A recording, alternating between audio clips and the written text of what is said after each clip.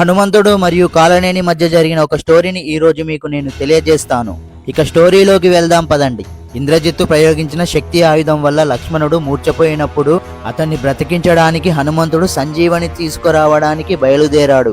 ఆ విషయం తెలుసుకున్న రావణుడు అతనిని అడ్డుకోమని తన మామ అయిన కాలనేమి రాక్షసుడిని ఆదేశిస్తాడు.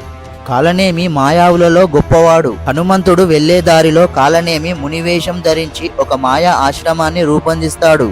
ఎంతో దూరం ప్రయాణించి అలసిపోయిన హనుమంతుడు ఆ ఆశ్రమాన్ని చూసి అక్కడ విశ్రాంతి తీసుకోవడానికి ఆ ఆశ్రమానికి చేరగానే కాలనేమి హనుమంతుడికి స్వాగతం పలికి అతనికి మర్యాదలు చేస్తున్నట్లు నటిస్తాడు.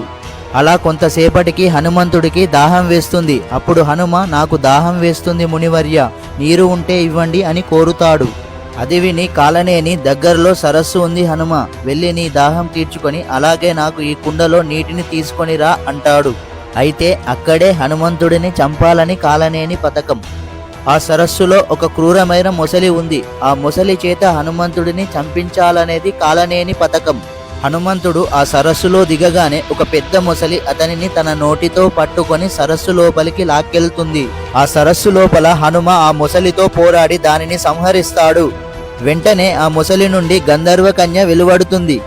ఆమె పూర్వజన్మలో పొందిన శాపం వల్ల మొసలిగా మారింది. హనుమంతుడి వల్ల శాప విమోచనం పొందిన ఆమె మునివేషంలో ఉన్నవాడు రాక్షసుడు నిన్ను చంపడానికి పన్నాగం పన్నాడు అని తెలియజేస్తుంది.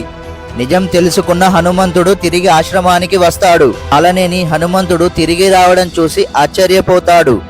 వెంటనే హనుమంతుడు అతనిని తన గదతో కొడుతూ ఉంటే కాలనేని తన అసలు రూపాన్ని ధరించి మరణిస్తాడు. చివరికి కాలనేమి పథకం పారలేదు, కానీ అతని రక్తం పారింది.